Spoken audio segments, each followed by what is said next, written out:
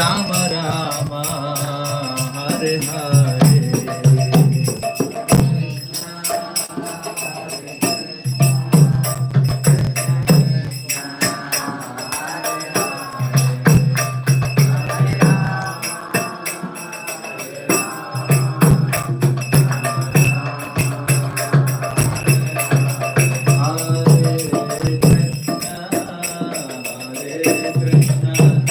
Krishna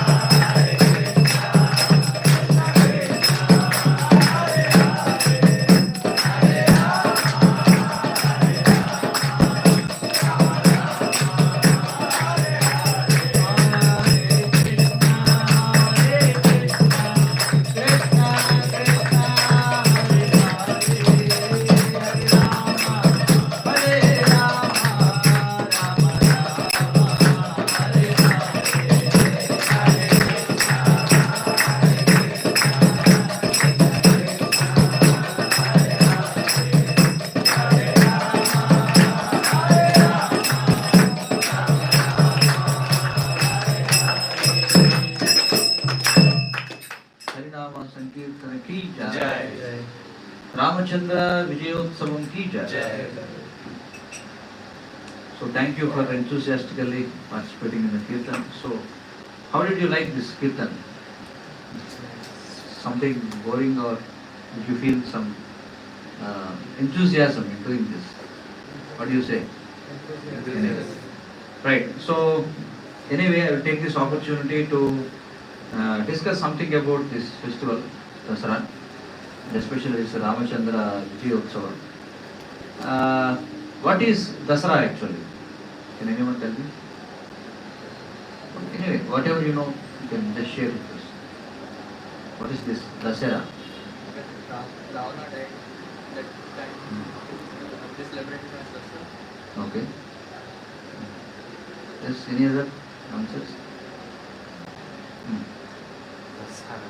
Yeah. Especially like this is this word came from Sanskrit, but it's very much understandable in Hindi. Dasera. No? So the person with 10 heads. No? Who is that? Ravana. Okay. So this festival has something to do with Ravana actually. No? Actually this Ramachandra Vijayotsava, there are so many events that took place on this Ramachandra Vijayotsava because this is a very auspicious period of time. So so many people start so many new endeavors actually on this day. And if you see in the history, so many acharyas, there are so many historical events which took place in this period of Dasara actually. No? So why it is celebrated? No? What does Ravana represent actually, and what Lord Rama represents? So all these things we have to understand because these things have so much to do with our life. Generally, they discuss about the story that okay, Rama killed Ravana. That's what they think. But what is Ravana actually? What is the mindset of Ravana? No? Evil, we say evil, but what is that evil? That we have to understand. So there are, anyway, coming to the point, before that I will give a small introduction first of all. So if you see now, what is the average lifespan of a human being in today's society? 60 years? Okay, 65 maybe something. So that's the average lifespan. No? So I think you are all about the age of 18, 19, something like that, right? You just see the 65 years of age. So by the time you reach 20, you may get placed somewhere. Not 20, maybe 22. No? You are all first years or? Okay, some of you are fourth years. Okay, fine. So maybe by the age of 22, 21, 23, like that, you are expected to be well placed in your career, right? So but if you see 65, out of 65, what is the percentage of this 22 years? What percentage is 22 out of 65? Yeah, 33%. So logically it means that in order to settle in our life, it takes almost 1/3 of our life, right? So and what is remaining in this life? There are only, you remove 32 years, then almost half is gone, right? Almost half. And generally we don't see students get immediately placed after completing their engineering. So many of them, they may go to masters again. That may take 2 or 3 years, right? So almost like half of the life is spent in just settling in our life. No? I'm just speaking about engineering. There are other streams also which may take more time. No? Like medicine. There are so many things. So the basic point is, okay, if you observe the whole human life actually, so majority of our energy is spent on what? To just settle in our life, it takes almost half of our life. No? And remaining half, because we have spent our valuable energy in the first half of life, in the second half of life we have so many hopes for enjoyment in the life. No? Because from the time we enter into our graduation or into the engineering college itself, we have so many dreams. Okay, once I complete this course, once I get settled in my life, how I am going to live my life, all those things we see. we may have so many dreams, and many motivational speakers, they say you have to dream and you have to work to fulfill your dreams, all those things. But generally we see that life is not so colorful actually, to speak the truth. No? Life is not always so sweet, because you see the contemporary society actually. No? You see so much, people are so much frustrated. No? As the technology is getting advanced, or they say this is modern society. But we see the same age-old problems continuing. No? Like if you see, the society is being bogged down by major problems like birth, death, old age and disease, right? Especially disease, you see. Nowadays diseases are very rampant because of this monsoon season. No? And everything, there is no regulation in seasons also. Suddenly it rains and suddenly it will be heavy sun. So because of these climatic changes, because of this temperature changes, there are so many diseases. And the diseases, the human society is being attacked with so many diseases that even the scientists and doctors, they don't have time to even research about the whatever disease is going on. No? At least 10 or 20 years before, at least they used to have some time. If some new disease comes, they used to spend some time on that, do some research, and they used to give a name for that, and they used to say these are the symptoms of the disease. So if you want to avoid, this should be done, or they want to make a vaccine for that, all those things are there. But nowadays there is no time for that. These are just coming, and even doctors they don't have any clue about it. No? And nowadays if you go to hospital, I hope at least some of you got affected by this monsoon, right? If you see so many fevers are happening everywhere, 10 days or 15 days or 1 month people have to take rest. So many antibiotics they are using. No? Wherever you go to any doctor, he gives the same prescription. The common things are antibiotics, painkillers, vitamin tablets and gas tablets, obviously, because the side effect is there. So if you see, so whatever expectations people have when they are undergoing this education, but they don't see that in practicality. That is the thing. So there is something which the contemporary human society is missing very hardly, if you observe. Because you see, logically the whole life is is spent in struggling for you say like survival of the fittest. It's like a rat race actually. People are always very anxious. Nowadays you can see any average face of any person, everyone is filled with anxiety. Because we are not sure what is going to happen in the next moment. No? Nothing, there is no guarantee for anything. This is the current society. Why the society has become like that? But if you see our ancestors, if you go some 2-3 generations back, we don't see our ancestors were so much anxious actually. And at least 100 years back, or at least even 50-60 years back, they never heard about any suicides. No? There were no cases of taking some antidepressants. No? Nowadays it has become very common thing, taking some antidepressant or sleeping pills. But some 50-60 years ago, or at least 70 years ago, at least in India I am speaking. Of course, Western countries are all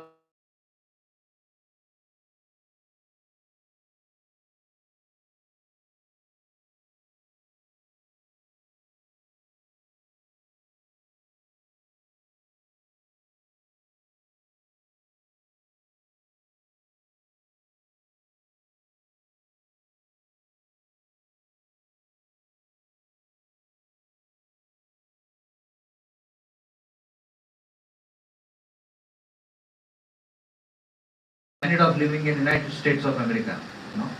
It's considered as an epitome, or it's a benchmark of life standards, right? But if you see in American society, we may think sitting here that okay, if I get a chance to go to US, then people in US are very happy and all those things. But if you see the reality, there are so many problems in American society also. The number of homeless people are increasing every day. You can ask some, definitely every one of you will be having some friend or relative who is settled in US. You can ask them what is the condition there. Actually, it is not, as we hear. Just we hear that everything is fine, but if you go and see, it's not so good there actually. But the point is, even though they have tasted everything, in a very everything of a high quality.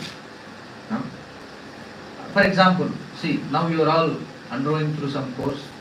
Some of you are from computer background, some of you are from mechanical. I don't think in first year they will have departments like that. No? Maybe in second year or third year they will have. We used to have like that. Mm. We used to have for our batch, there used to be everyone we use. Okay. For them now they are separated. From even first year itself. Okay. Anyway, whatever it is. So every one of you know that why you are working hard in the academics, in the hope that once you pass out of this college, you will be placed in a good job. Everyone needs a job. Why we need a job? Because we need money basically, right? We need money. So what will we do if we get money? It may seem like a silly question, but what we do? Generally, if we get money, what do we spend this money on? Yeah? What do we spend this money on? On the basic necessities of life, right? So what are the basic necessities of life? Not only for human beings, but also even if you see in all the other living entities. What are the basic necessities of life? Food, for example. First thing is food. And without food, no one can survive. So eating and sleeping. When you have sufficient food in your stomach, then you will immediately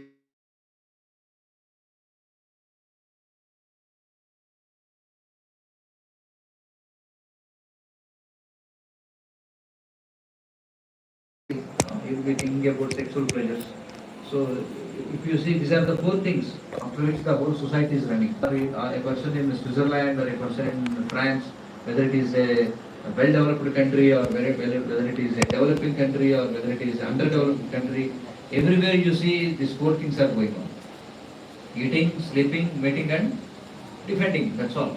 Now defending is going on rapidly throughout the world because so many wars are going on. If you see Israel, Palestine, Lebanon and Iran, it's a tripartite war is going on. Or if you see one side this Ukraine and Russia, war is going on. So it is expected that more and more countries will join this and eventually it may become a third world war. The world is actually so many analysts are fearing about this. This may lead to a third world war. Anyway, whatever it is. So the point is that okay, what do you mean by well-settled life? That's what I am discussing about. Well-settled life is to have enough money, to have various kinds of eating, sleeping, mating and defending. Ultimately, we are going to spend the money on that, right? The society means a family, for example, a person. Every person has these four basic needs. We need food, we need shelter, we need proper sleep and some pleasures. All these things are real. As a society, as a country, if you see, everywhere the same thing is going on.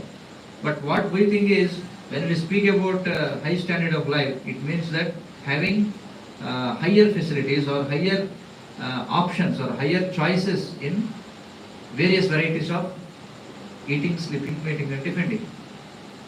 Do you accept with me whatever I say? Definitely, right? Because people in the US or people in Africa, people in India, people in Pakistan, everyone has to do these four things. The only difference is that we think that in India we have lower standards of eating, sleeping, mating and defending. But if you go to US, we have higher standards of eating, sleeping, mating and defending. So all that we are doing is that we are trying to improve our standard of living, right? But standard of living means what are the four standards of living? Eating, sleeping, mating and defending. But we see that even though we think that okay, America is on the number one list, but for your information, every year there is a survey, happiness survey, which happens throughout the world. I think it is Times magazine or Forbes magazine. They conduct a happiness survey every year. Surprisingly, we may think that wealthy nations will be on the top in the list, right? But that's not true. Wealthy nations are nowhere seen in the first 20 or 30 countries actually. Surprisingly, Bhutan is on the top of the list. And second or third, some Bangladesh is there, and India is somewhere in first 20 or somewhere first 10. if you see the scenario there, it is very clearly seen that wealthy nations are somewhere below in the list. No? But the nations which have some cultural background, the nations which give more importance to spirituality, no? They are standing in the top of the list. For example, Bhutan, no? It is on the top of the list. And they have done some close survey, like they have done some close research and study in Bhutan. Why they are, Bhutan is a hilly country, no? In Bhutan you don't see any airports, like it's very difficult because the terrain is very hilly in terrain. You don't have any, Bhutan, Myanmar, they don't have any submarines or they don't have any, railway system, nothing like that. But why they are happy? No? It is observed that in Bhutan, every day it is mandatory that every day, every profession, whatever the profession is, whether it is a college, whether it is a business, whether it is a company, every day they spend 1 hour in contemplating about the truths of life. No? As part of that, every day one hour they spend on meditating about the temporary nature of this world. So every day they meditate that, okay, this life is temporary, we are not going to live forever. So because this life is temporary, so we should not waste this life for some petty things. So like that they meditate every day about the truths of life. What is the nature of this world? No? They meditate on this nature of this world. So in that way it is found that because Bhutan, they every day spend discussing about the temporariness of this world and the nature of this world. So because of their practices, no? But their practices, if you see, they are not very much into all these luxuries and all. You don't find so much variety. No? For example, in India, if someone has so much money and if he wants to go to some foreign tour, he doesn't obviously choose Myanmar or Tibet to have a tour, right? Generally, where people will go? They will go to western side, European countries. So this is something surprising. So the point is that we are discussing about Dasara. So what does Ravana symbolize? Ravana symbolizes the grossest materialistic way of thinking, grossest materialistic way of life. Okay, Ravana represents that. What is this materialistic way of life? Materialistic way of life means, after attaining this valuable form of life, if one thinks that my life is just there for enjoyment, okay, for my enjoyment I am ready to do whatever it is required, right? So there is so much competition for sense gratification. No? For enjoyment there is a lot of competition going on throughout the world. Why there are fights between nations? Because they want to have the supremacy, they want to have the control over the natural resources. Especially if you see this Palestine and this Gulf war. Whenever the Gulf is at war, I mean Middle East, why they fight is that they want to have the supremacy on the oil reserves. That is the main point. Okay, they may show various reasons, but the point is because the whole world is now oil driven, right? Everything is run on fuel. No? But fuel is not available everywhere for free. Fuel is reserved to some places. So the nations, see, if you see the general scenario of the world, wherever oil is there, they have the natural resources, but they don't have technology to draw it out. Wherever there is very good technology and there are very intelligent people, they don't have the natural resources. So if you see, the whole world is like, there are so many disparities in the world. No? So some powers they want to control, to have a control over the crucial natural resources, because the whole world is depending on oil. This is the scenario, you see. So Ravana, he symbolizes this materialistic way of life. No? Materialistic way of life, his philosophy is that eat, drink, no, and just enjoy the life, because we don't know when this life is going to end actually. That kind of mindset actually Ravana, he represents it. No? So when you when you take it as a life's goal, that okay, enjoyment is the only thing that I have to do in this life, then the life will become miserable for that person and he will make others' lives also miserable. Because the fact is that, that's why I gave you the example of the US actually. If you go and see in the US, from India we hear that okay, life is very nice there, everything like that. But if you go and see, people are suffering because they have already reached the epitome of enjoyment. Whatever, whether it is in eating, sleeping or mating or defending, in this four you take anyone.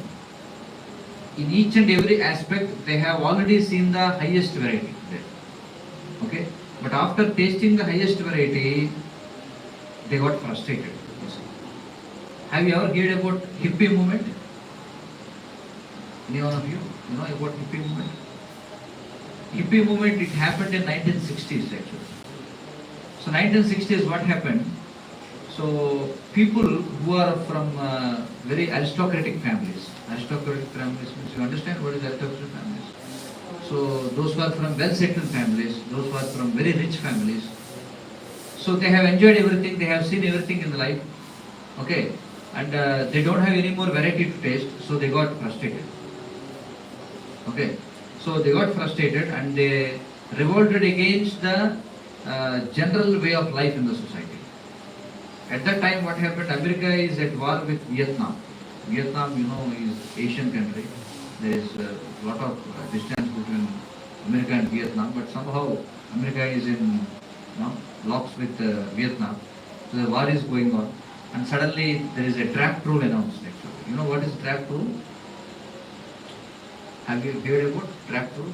Draft rule means a country passes a law that every citizen who reaches the age of 17 or 18 must join army for at least few years, 4 or 5 years. So this is called as draft rule. And there are some emergency draft rules also. When a country is at war, there is a law that if it is needed, then youth has to come and join in the war. But what happened in US, people are habituated to luxuries. No? If you ask a luxurious person to go and fight in the street, can he do that? No. Because he is already habituated, his whole body gets collapsed. Because you see, people who are very much into enjoyment become so sensitive that they cannot do anything. For example, a person who gets very much habituated to staying in an AC room, if he has to get out and do something, he cannot bear sweat also. Right? It's like that. So this American youth, what happened in 1960s, they are very much into this enjoyment. And suddenly the government announced that you have to go and fight in Vietnam. Not even in US, in Vietnam. And Vietnam, they don't fight like in America and all, with the technology and all. They have something called as guerrilla warfare. Because Vietnam is filled with jungles actually. You don't see any people, if American army, they used to go inside the jungle and suddenly they used to jump from somewhere and they used to kill. But Americans, they are habituated to fighting on planes actually. With so many guns and all these things. So somehow this American youth, they revolted against the government. So that is called as hippie movement. So they just didn't care for any social customs. They are very much into all kinds of intoxication. They are very much into LSD, marijuana, drugs. These are all drug brands, varieties of drugs. So American youth, they are very much immersed into these drugs and all these things. Material enjoyment, right? If you see in so many metros, nowadays even it is coming to second tier towns and cities also. These drugs are everywhere. So many youth are getting affected by this. So they think that is the highest pleasure. If you are on booze, something like that, they say like where we have attained some different level of existence, they may think like that. After having these drugs and all. So because they are into that, so there is a revolt, they started fighting against the social customs. So American government, it has become a big headache for them, how to treat all these people. So what the point I am telling is, the epitome of enjoyment is people become frustrated. I hope you have that experience to some level, because people who are addicted to gadgets, for example, every now and then some new model comes into the market. Some people have a habit of changing. Whenever a new model comes, they will change. Our people nowadays, they are very much into the cell phone. They never raise their head like that. Always the head is always down. So if you see people who are so much into gadgets and all, they are easily irritated actually. No? If you see their nature, people are very easily frustrated nowadays. People, they very easily they get, they're very sensitive. They cannot tolerate anything. So because of this, technology has made people like machines.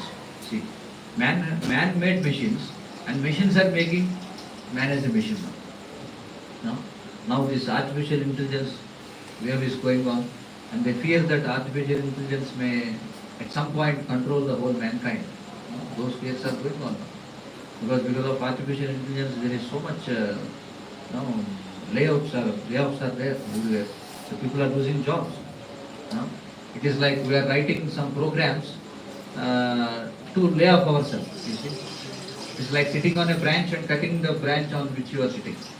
Sir, why people write software? Yeah, here we have people from software industry. Why people want software?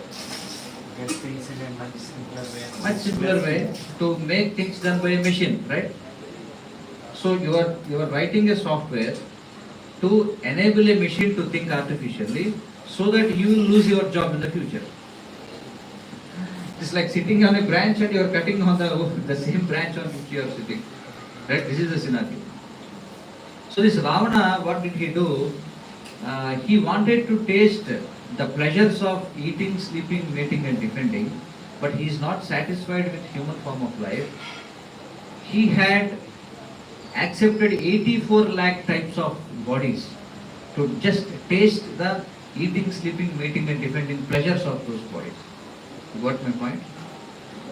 Okay. He accepted the body of a dog. He went into a body of pig. He went into a body of even a mosquito, even into an ant, even into a housefly, everything.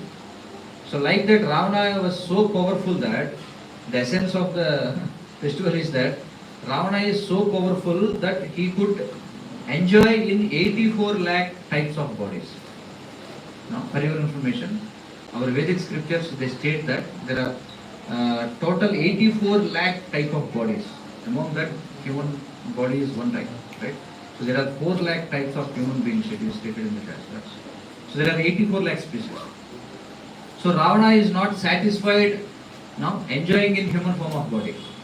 So he thought maybe in dog life I can enjoy more. So he took up doggish life.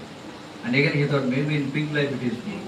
So like that he migrated throughout 84 lakhs of species, but still he is frustrated. So Ravana, he is the representative of this material way of life.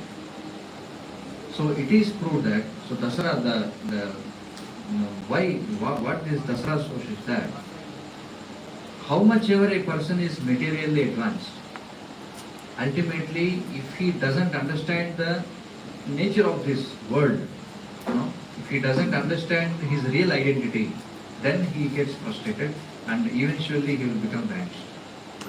That is the point. I'll give one more very good example which is happening throughout the world now.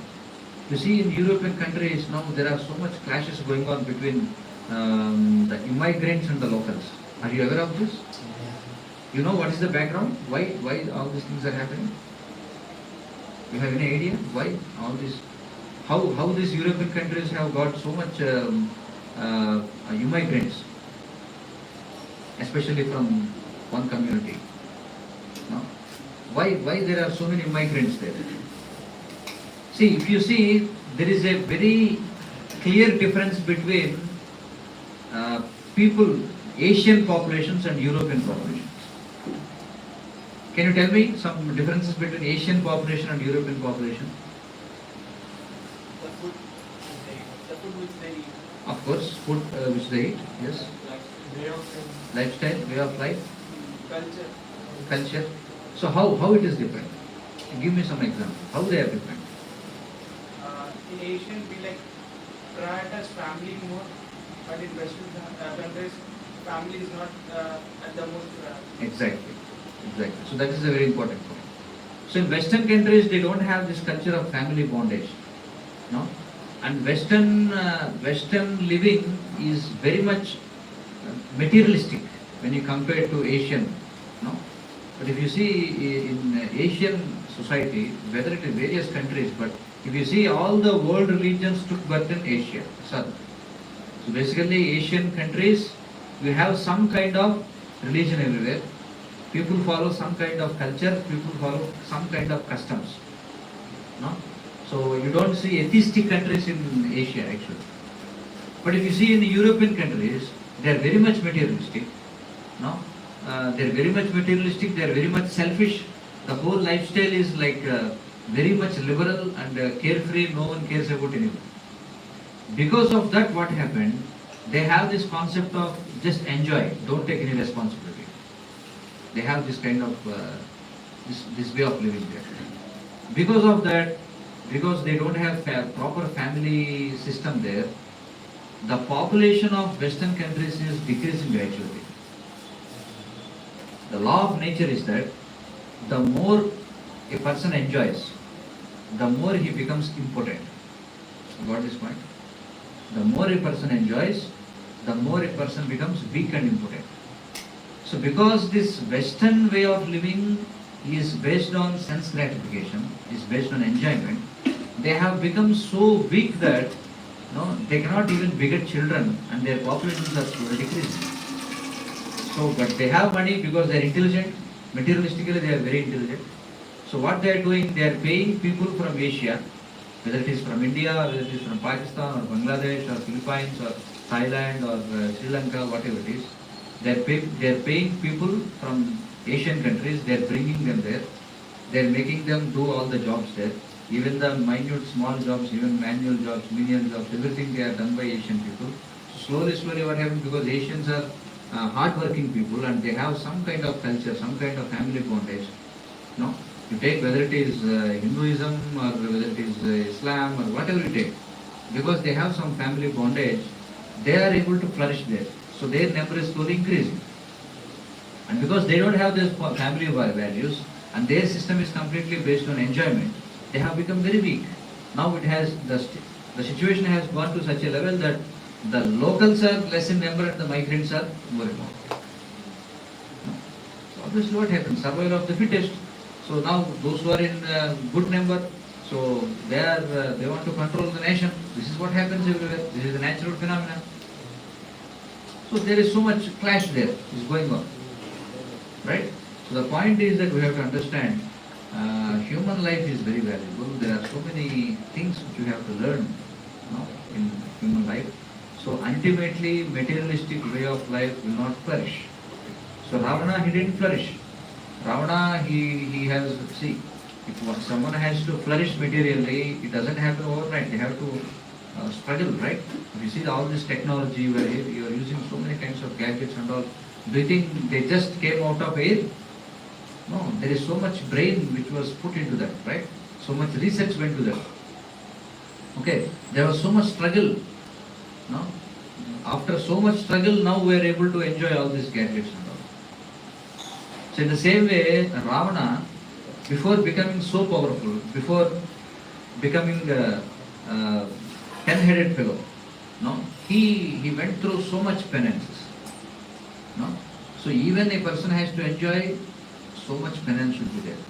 So he became so powerful, but when he became powerful, he started using his energy to enjoy and to exploit other people, and so ultimately he became destroyed in the hands of Lord Ramachandra.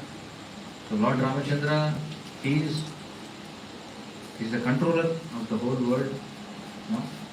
He is the supreme being. So in various religious systems, they may refer into it different names. Muslims, they may call the supreme absolute as Allah, or some Jewish people, or Christians, or any other language, they may say Jehovah, whatever it is. But every religion, it accepts that there is some supreme controller. So that supreme controller is supreme in controlling. No one can cheat him. This machine called nature. Nature is like a machine. There is software put into that and it works very perfectly. So who sets in the software there? So the supreme person, he sets in the software there. So nature is working very pakka. So no one can change the laws of nature actually. No? So Ravana, he symbolizes the contemporary material scientist who wants to change the nature actually. No? So nature is like a big machine, and if you try to put your finger there, or if you want to poke your nose into that, what happens immediately? No? We will get affected by that. So scientists are trying to do something, they want to change the way the nature works. But the more they are trying to control the nature, they are getting more and more control with the nature. That's what is happening. Right? The more they are trying to bring up the technology in medicine, the more diseases are getting emerged. No? Now there is no control, no one can do anything. That is the situation. So Lord Rama, so he descends. Lord Rama is absolute truth, so he is the supreme controller.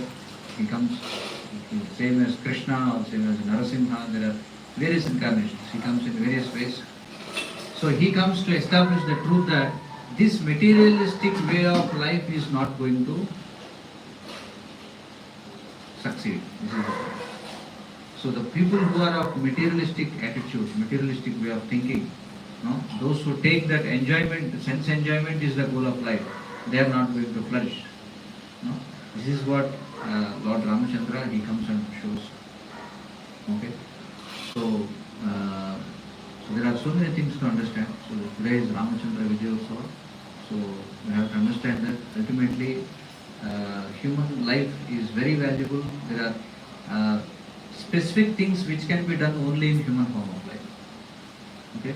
Ultimately people are ignorant of the great boons of human form of life. Unfortunately people are not recognizing the potential which is there in human form of life, and they are wasting their lives, no? Just running after some mirage, no? Just running, and our 65 years lifespan will be finished one day, right? Yeah, right. So we said as sure as death. But once, because we are just running in the right race, but we have to stop for a moment and we have to think what is happening. No? Is this the only way to live our life, or are there any alternatives? No? Why we have to get into the same mission? No? All the generation has to go in the same way, so we have to think about it.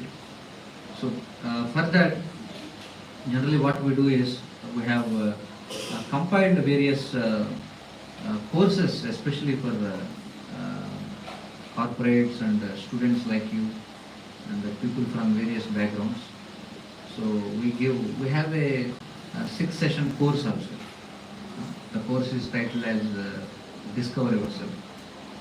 Sometimes it is also called as Science of Self-Realization.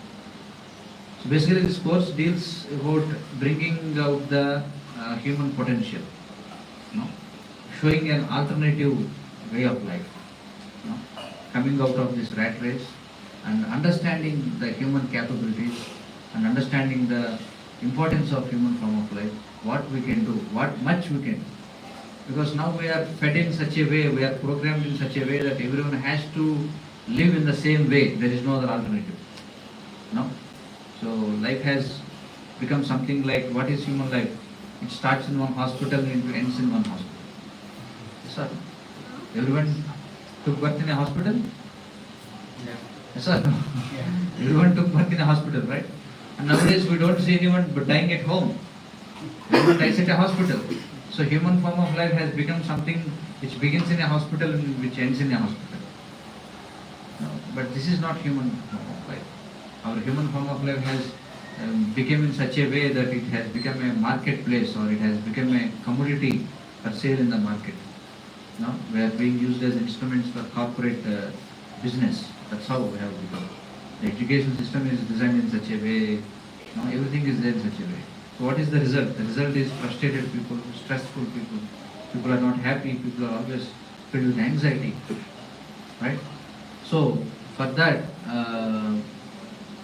so I have also come from the same background as all of you. I have worked outside. I have seen various kinds of societies, how they function and all. So I thought, okay, anyway, there are so many engineers in society, anyway, so there are so many doctors in society, so many professors in society. So let us work, on bringing this human potential out, and working towards simple life and high thinking, simple living and high thinking. Okay, so we are working on that. So based on our scriptures, especially Vedic scriptures, we have come up with various courses to help students and corporates, everywhere, because the modern society is going in a wrong way. It has become such a thing that it is a lot of struggle and ultimately very little happiness. Why we have to make it like that? We have to mold our life in such a way that whatever activity we do, it should give us ultimate happiness. Now it is something like, okay, you work, you go there and then you will get some happiness. It is like in a desert, if you see. Generally, the desert animals, what they do, in desert generally they see a mirage. You understand what is mirage, right? So by seeing mirage, this innocent animal, it will run there, it will struggle going there, going there. It will think that, okay, once I reach there, life is settled. After going there, they don't see any water there. Maybe if it is 1 or 2 drops. So much struggle and we get 1 or 2 drops happiness. Again they see some more mirage there. Again it starts running there. From childhood we are told the same thing. Yeah, from childhood people are told the same thing. They say, okay, you just complete your 10th class, that's all, your life is settled. 10th class is over, हो गया, बाद में क्या? Intermediate भी खत्म करो, +2 भी खत्म करो. Then life will be happy. After completing +2, then they will say, hey, you have to get into, you have to enter into your NIT or some IIT, something like that. Then people will think, okay, now many of you will be dreaming. Once we complete our graduation here, our life will be like heaven. Again it will be like mirage. After you go there and again you can ask your seniors how the life is outside. They have practical experience. We are trying to help, especially youth, to make them understand that there is so much to do in human life, not just like a monotonous way. Okay, so today is Ramchandra Vijayotsav. So we have to understand that ultimately this materialistic way of life will fail, and we need to rethink about the human existence, the way we think, and we need to know about the human existence. What are the hidden potentials we have to bring out all these things? So we have come up with various courses to help the students. I think if you are interested, we are connecting this offline and online also. You can also enroll into that, because anyway you are studying, it helps very much for you, because it gives you strength to face the current society. Because society is very, very dangerous nowadays. Society is very complex. Society is very frustrating. So if you want to face this world, then you should be ready, not only physically but mentally and psychologically and emotionally and intelligence-wise. Okay. And first of all, we have to understand our existence. First of all, what is our real identity? So all these things we are trying to train the students in, so that they will be able to pass through all these tests, and ultimately they understand what is the value of human life and engage their life. Not to spend the whole life becoming a screw in the corporate machine. Now what is our education? What we are going to become is that we are going to become a screw in a corporate machine. You see, a big machine, there will be so many minute parts. If you are not fit there, if you are not there in the machine, then you don't have any value. Yes or no? That's how it has become now. So because of that, people are losing their valuable human time of life. So for that, we are training students, and we are conducting various workshops based on our Vedic tradition. The same old age, whatever is there from generations, whatever knowledge is passed. You see, India is still the spiritual master of the whole world. Even though world countries has gone to such a heights, but still they are seeking help from India. No? Because ultimately this spirituality is what works actually. It can solve any problem. All the material problems can be solved by spiritual means. So we should have some knowledge of spirituality or identity of God. Then you can properly take decisions in your life. Okay? So that is the point today. So thank you very much for inviting us, because our host, because he himself is a teacher. He works in 𝗲𝗵𝐶 college, right? And his good wife, she is also a teacher. So both of them are teachers and they have a lot of experience in dealing with students. And they themselves, they have 2 sons. 2 of them are in medical stream, right? Yeah. Both of them are going to be doctors very soon. So we want to help, and our friends here, you have seen us, 𝗏𝗏𝗃𝐈 and Mohit, our old friends. So they want to share their experiences and they want to help the upcoming generation. So please use this opportunity. If some of them are, if any of you are interested, we are ready to help you. We are conducting some sessions, especially for students, to give them basic knowledge about what is human life, what is the importance of human life, what much you can do in human form of life, not just working or getting some placement, getting some 10 lakhs or 50 lakhs salary per annum. That's not a big thing. There are so many things which we can do in human form of life. This is just a petty thing. Earning money is not the only thing that should be done in human form of life. There are so many things. There are so many things to taste, so many things to know about. So we are trying to give such information to students and train them in a proper way so that they can face the society and come out of this war of life. It's like a battlefield. Everyone should be ready in that. Okay, then I will stop here. So if you have any comments or any questions, we will try to take a few questions.